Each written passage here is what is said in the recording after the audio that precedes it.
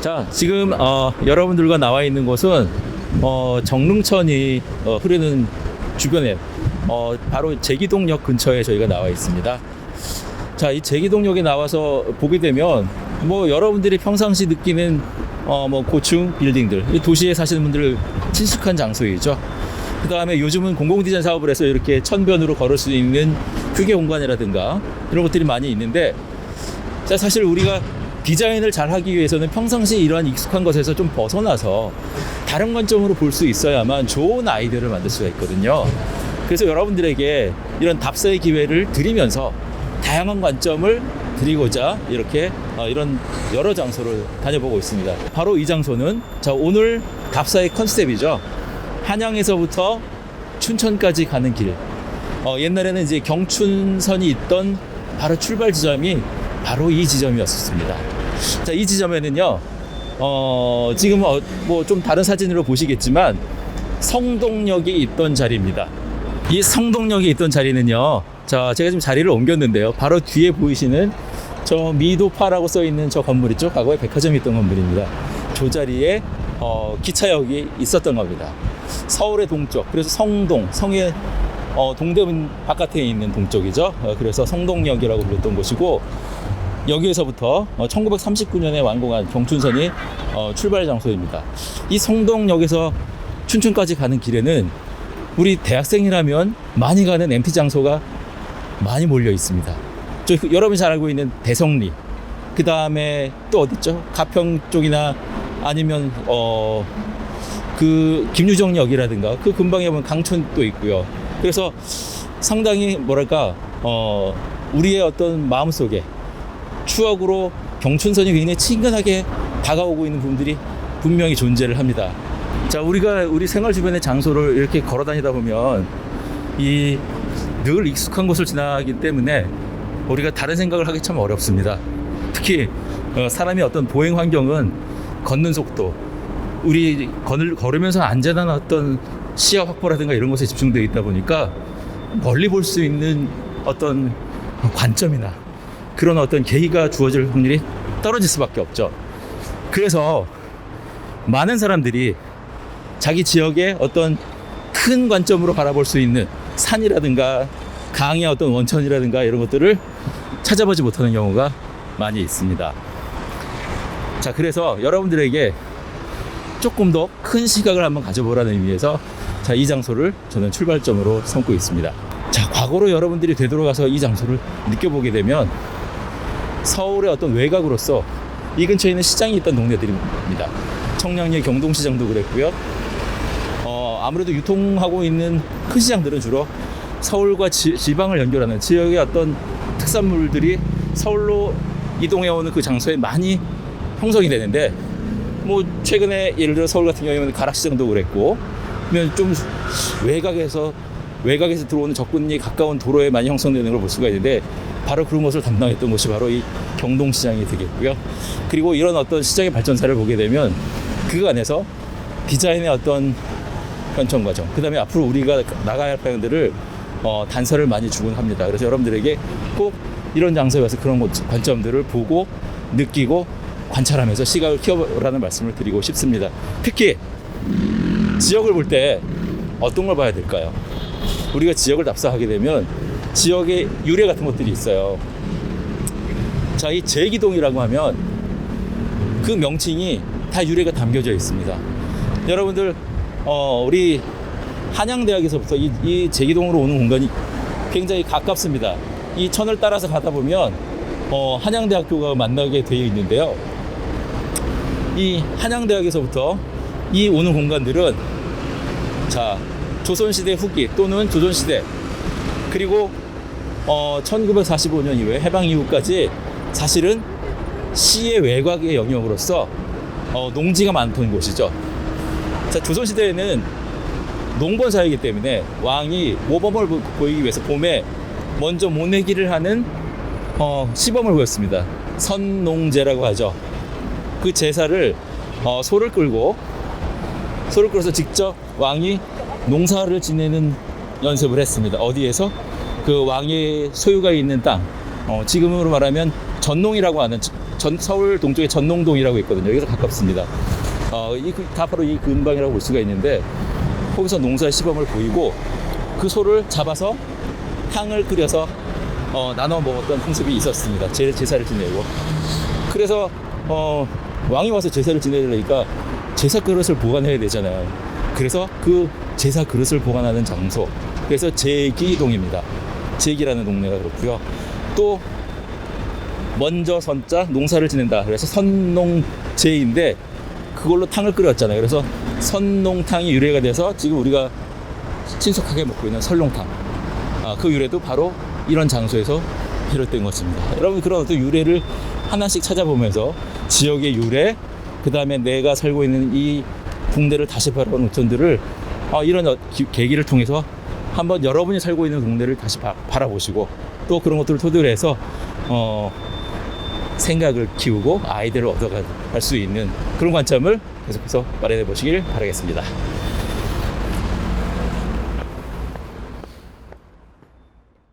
자, 지금 최성호 교수님과 함께 서울 이제 홍릉이라는 지역으로 알려져 있는데요. 여기 영휘원, 숭인원 앞에 나와 있습니다.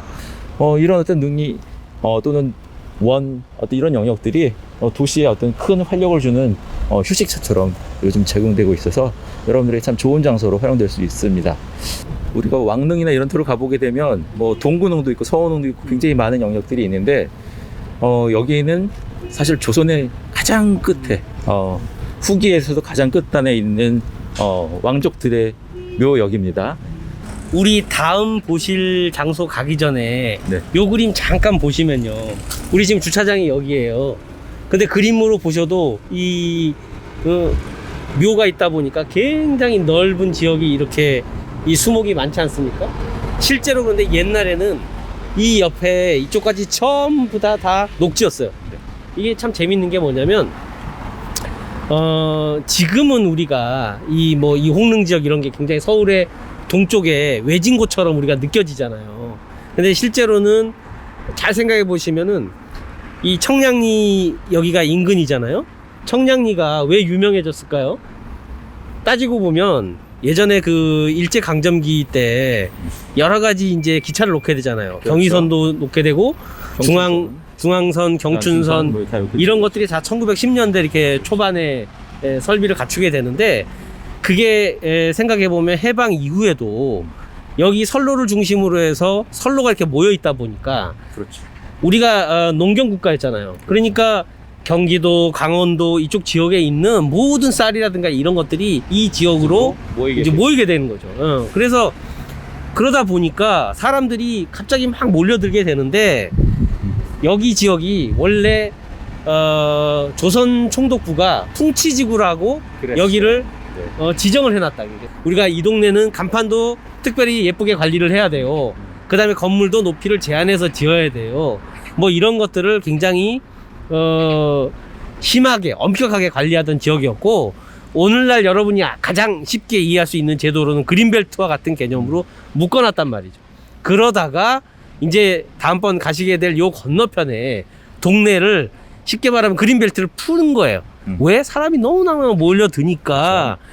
그 교통의 중심지 옆에 어쩔 수 없다, 집합주택을 지어갖고 대응을 하자, 이런 게 나왔겠죠. 그래서 여러분이 이제 이 땅이라는 게 요 부분만이 아니라 이 일대가 전부 다 거대한 숲과 밭이었구나, 큰 넓은 밭이었구나, 그렇게 이해를 하고 계시면 쉬울 것 같아요. 자, 여기에 와보게 된 이유 중에 하나는요, 여기에 서울의 어떤 동쪽, 그리고 서울의 발전과 관련된 또는 우리 도시의 발전의 어떤 흔적을 볼 수 있는 장소가 있어서 함께 나와봤고요. 여기에 여러분들이 오시게 되면 주차를 이렇게 숭인원, 그다음에 영희원이죠. 여기 주차를 하시고 여기 가볍게 산책도 하신 다음에 요 가까이에 있는 아주 재미있는 1950년대 집합주택의 형식을 볼 수 있는 부흥주택 단지가 있습니다. 지금 홍릉주택 단지라고 하고 있는데요. 그런 어떤 재미있는 볼거리가 있고, 또 앞으로 우리가 도시계획에서 또 공공디자인에서 우리 앞으로 어떻게 나아가야 될 것인지 그 고민거리를 함께 생각해 볼 수 있는 좋은 장소가 될 것 같습니다. 그래서 그 장소로 이동해 보도록 하겠습니다. 가시죠. 이 골목길에 들어왔는데 바로 이 우측으로 좁은 골목들이 막 나열된 그 부흥주택 단지들이 자 이곳과 저 뒤쪽으로 쭉 들어서 있습니다. 1950년대에 지어진 주택들의 양식인데요.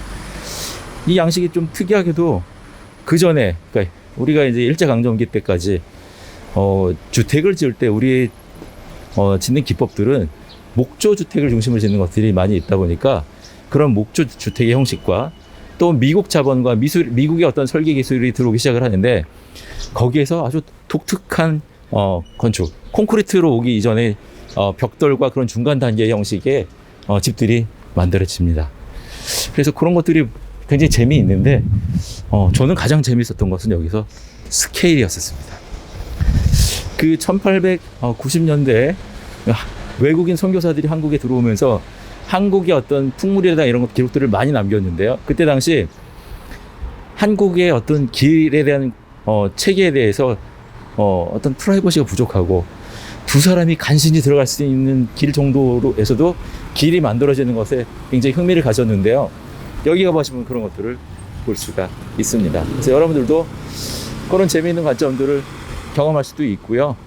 안타깝게도 이제 우리가 재미로 본다는 의미로 설명을 드렸지만 좀 깊게 생각해 봐야 될 것들은 도시의 발전사에서 이런 것들이 과연 우리의 살아왔던 흔적들인데 이것들이 이렇게 반드시 재개발로 하는 것들이 바람직한 것인가, 또 재개발이 반드시 필요하다면, 협의를 얻었다면 그 재개발의 방식은 획일적인 모든 아파트 상업적으로 성공을 하기 위해서 그렇게 가야만 하는 것인지에 대한 고민들이 남겨져 있어서 그런 관점들을 같이 보시면 좋을 것 같습니다.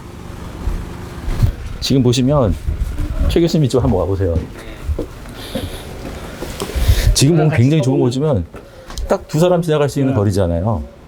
사실 그 당시에 한국인에게는 이런 골목이 익숙해 있었기 때문에 지금으로서는 상상할 수 없지만 이런 골목길이 만들어질 수 있었던 겁니다.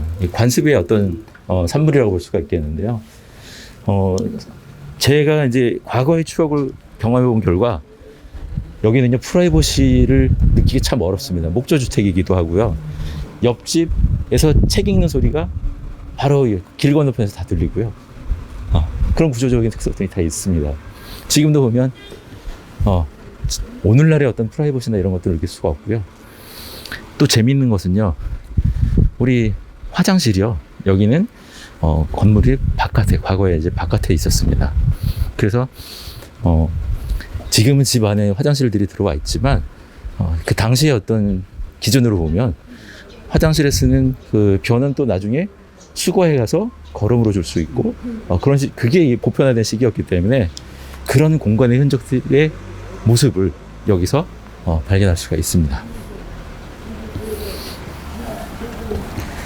제가 이제 그 주택사하고 관련해서 조금 설명을 드리면 우리가 보통 이제 그 한국의 주택사를 얘기할 때 그 일본의 어떤 영향을 받아서 1930년대에서 50년대에 도시형 한옥들이 발전을 하게 되는데요. 돌아가볼까요? 그 도시형 한옥들이 가진 특징이 보면 우리 한옥이지만 한옥의 그 가장 본질적인 마당이라고 하는 것들을 두고 디귿자나 미음자형으로 구성을 하는 형식이었는데 이게 해방 후에 그 일본이 1941년에 우리로 말하면 주택공사, 요즘 그러니까 LH, 그렇죠. LH 같은 조직을 만들면서 그거를 이제 일본 주택영단이 생기는데 이 똑같이 조선 총독부에서 조선 땅에도 조선주택영단을 만들어라. 그래갖고 1941년에 조선주택영단이 생겨요.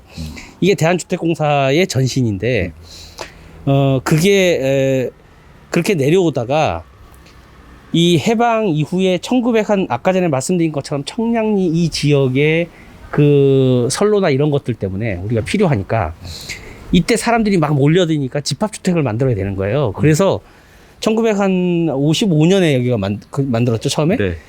그래서 그 서울시에서 오늘날로 말하면 시형 아파트를 지은 거예요, 쉽게 말하면. 그렇죠. 그래서 그게 한 200세대인가 얼마인가 뭐 이렇게 되고 조선주택영단의 후신인 대한주택영단, 그 영단에서 이제 이런 집합주택을 지어야 되겠다. 그래서 한 2년 57년에 이렇게 짓게 되는데 그것들이 합쳐져서 이 단지가 조성이 됐던 거죠. 네.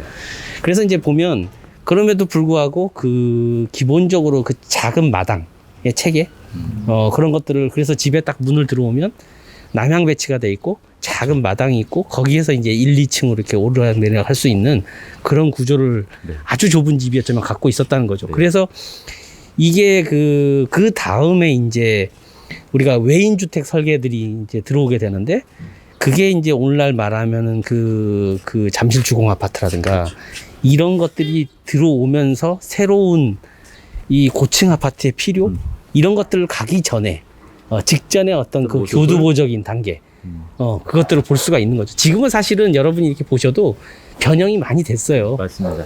근데 이제 이렇게 항상 4단위씩 이렇게 붙어 있었거든요. 여기도 이제 골목에 이렇게 쭉 보시는 것처럼 지금은 한 8개까지 붙어 있어요. 근데 초기에는 4개씩 붙어 있었고 그 사이에 골목길이 있었는데 지금은 그 골목길을 다 메워가지고 그 골목길 사이를 자기 사유한 거죠. 그래서 거기에 화장실도 만들고 뭐 맞습니다. 창고도 만들고 이렇게 해서 변형이 돼 버렸지만 예전에는 그래서 주로 여기 1층에 자기 이제 주인이 살고 2층에 새방. 그래서 제가 2층에 새방 살아봐서 여기 1층에 이제 우리 영철이라는 친구가 있었는데 영철이가 이제 주인집 아들이에요. 그러니까 걔가 이제 1층 산다고 얼마나 이렇게 유세를 해가지고 되게 이 골목에서 제가 슬펐던 기억이 약간 있고. 저쪽 옆면에 보면 저렇게 돌과 그렇죠. 그 벽돌과 진흙이 아닌 저런 구조가 굉장히 특이한 구조로 볼 수가 있고요. 저 어렸을 때부터 그런 것들을 많이 봐왔죠. 원래 옛날에는 그 회벽에다가 그 돌을 끼워 넣어가지고 이렇게 박석을 끼워 넣어가지고 장식을 했다고 그래요. 근데 이제 그 모습들이 대부분 사라지고 이제 지금은 좀 많이 바뀌어 버렸는데 그런 모습들이 남아 있는 거죠.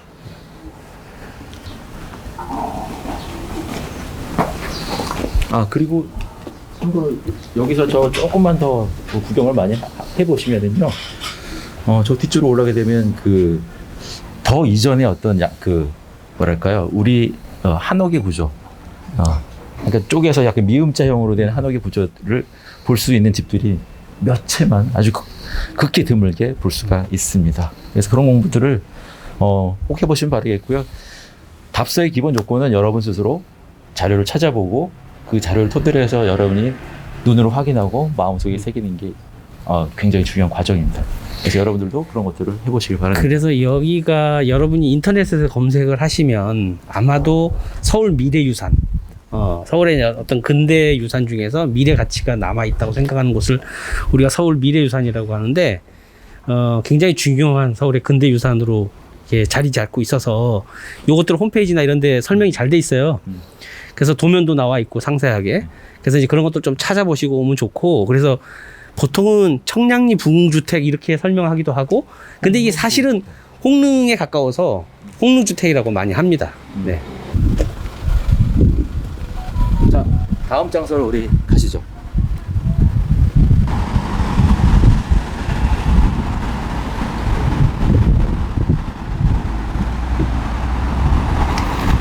여기가 지하철로는 이렇게 어느 정도 올 수 있는 거리인가요? 네, 여기가 지금 경춘선 숲길 앞인데요. 지하철 6호선이죠. 파랑배역에서 나오셔서 아마 느린 걸음으로 오셔도 10분 내에는 올 수 있는 장소입니다. 자, 이 지역은요, 바로 불암산이 있습니다. 이 불암산은 바위산이고요. 북한산처럼 바위 지형으로 되어 있고, 지형이 대체로 바위가 많다 보니까 이 땅 안에는 바위들이 많이 있어요. 땅 때문에 여기는 특산물이 있습니다. 바로 배입니다. 배. 배는 배에서 피는 꽃이 또 유명해서 이화라고 하죠. 그렇죠, 이화. 그래서 그 배꽃이 바로 이 얼마 전 4월 초까지만 해도 이 주변에 아주 많이 펴서 장관을 이루는 곳이기도 합니다. 그래서 태릉에는 배가 달잖아요. 그래서 연육 작용을 할 수 있도록 해서 태릉갈비가 그래서 또 유명합니다. 그래서 여러분 여기 오시면은 태릉 보시고 설명을 조금 못 해드려서 아쉽지만 태릉을 보시는 분에게 그 입장권까지도 아마 저희 답사에 들어가기 때문에 여러분들이 지원하신 분들에게 혜택을 드리고요. 꼭 태능갈비도 드시라는 말씀을 드리겠습니다. 좀 이따가 저희는 태능갈비에 가서 먹을 겁니다. 네, 녹화를 제가 촬영을 하고 있었는데요. 보다 못해서 제가 좀 할 말이 있어서 잠시 마이크를 들었습니다. 여기 이제 경춘선 숲길, 요즘 이렇게 커다란 글씨로 뭐 어떤 명칭을 표현하는 것 뭐 좋습니다.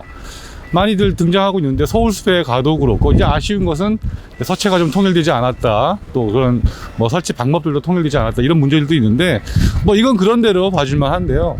이걸 보다 보니 제가 좀 참다 못해 또 마이크를 잡았습니다. 이게 지갑방이라고 할 수 있는데, 여기 보면 경춘 라인 포레스트 파크라고 되어 있고 3개국어로 표기가 되어 있어요. 중국어, 일본어. 그런데 여러분 어떠세요?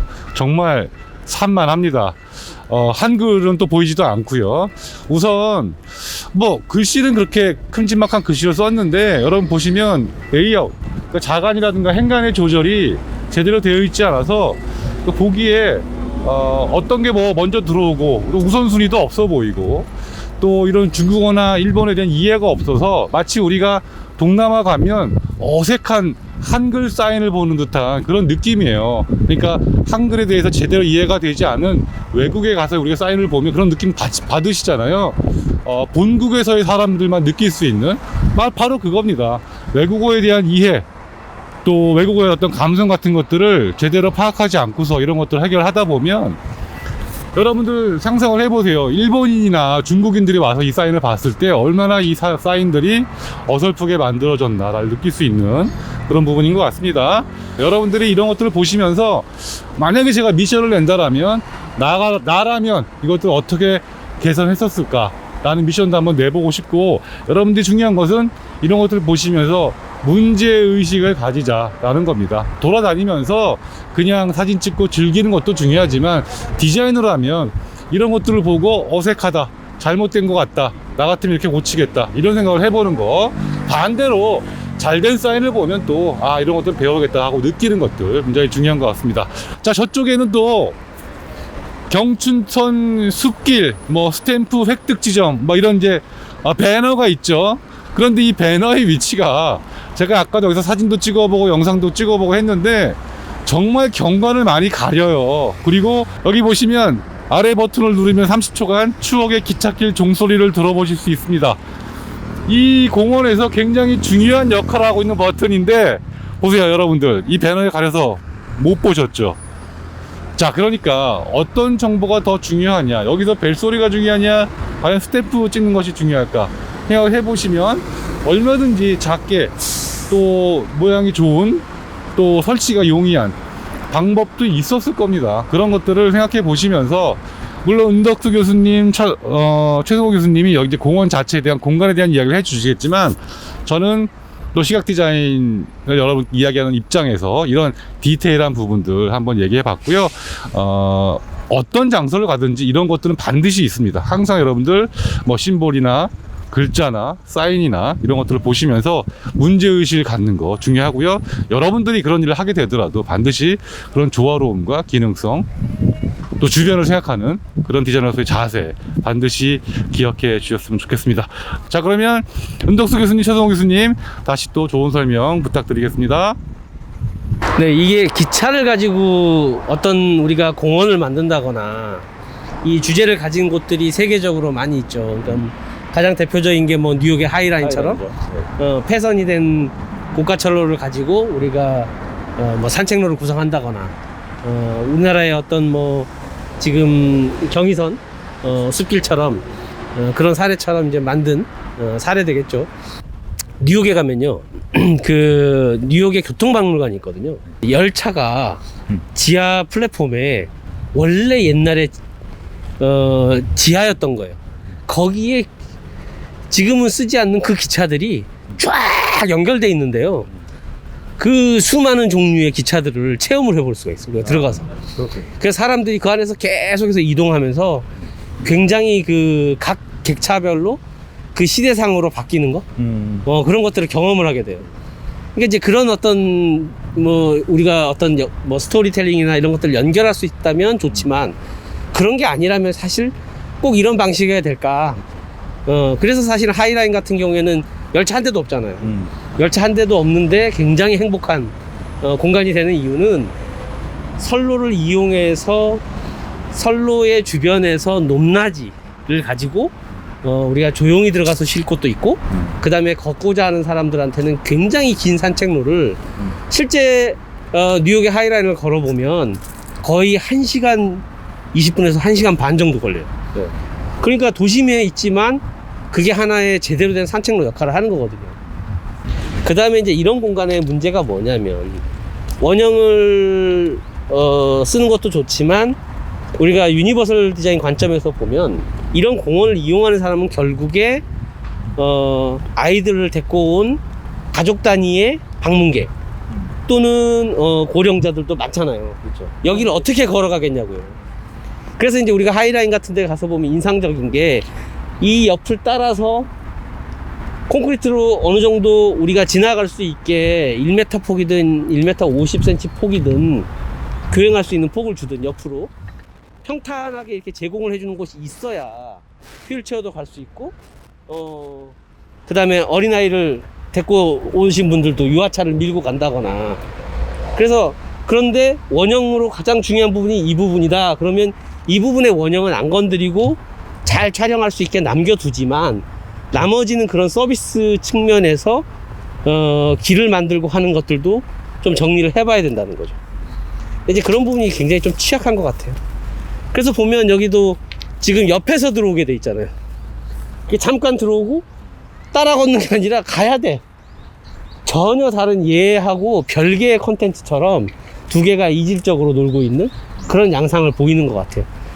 그래서 이제 이런 것들이 좀 개발을 할 때 전략적으로 접근이 돼야 되겠고 그 다음에 이제 히스토리 이 지역의 그 변천사라든가 이 철길이 어떻게 변화해 왔는지 같은 그 관한 기록 같은 거 아카이빙 이런 것들이 교육적인 자료로 같이 보여줄 수 있는 그런 관점에서 접근이 돼야 네. 이게 야외지만 전시 공간으로서 의미가 있는 거겠죠. 네. 이 디자인 어떻게 생각하세요? 우리 바닥 포장 같은 거 진짜 이게 그래픽 디자인이잖아요. 이 자체로 막 삐뚤빼뚤 굳이 이렇게 이게 이제 우리가 흔히 말하는 디자인 감리 제도의 허점. 그러니까 한국 같은 경우는 디자인 감리라는 게 없잖아요.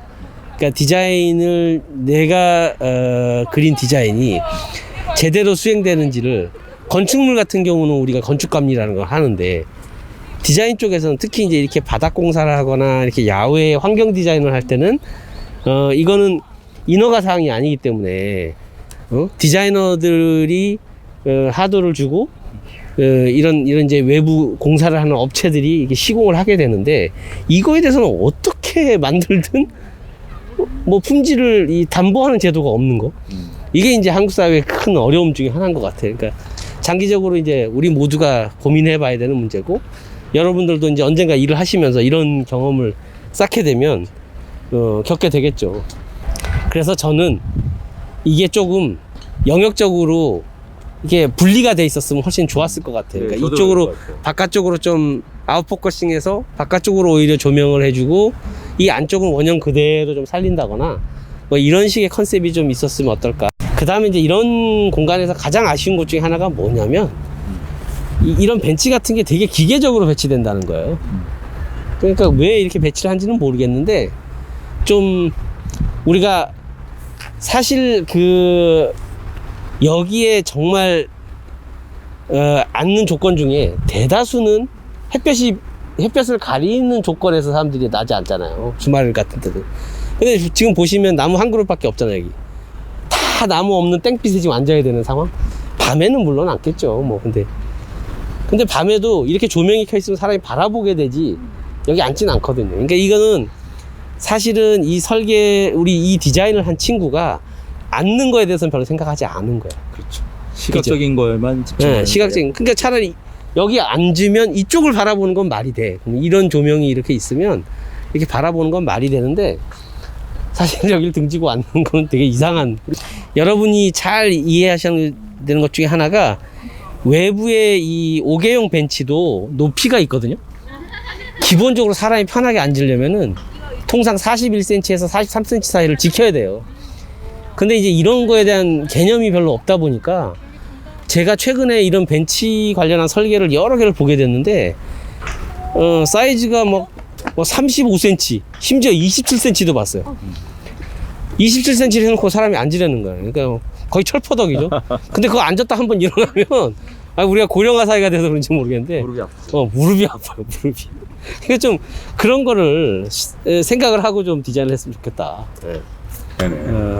이게 도시의 어떤 공간들을 재활용하면서 재생하면서 이런 공간들이 우리 모두가 쓰기 좋은 방향으로 그다음에 디자이너들 입장에서 좀 더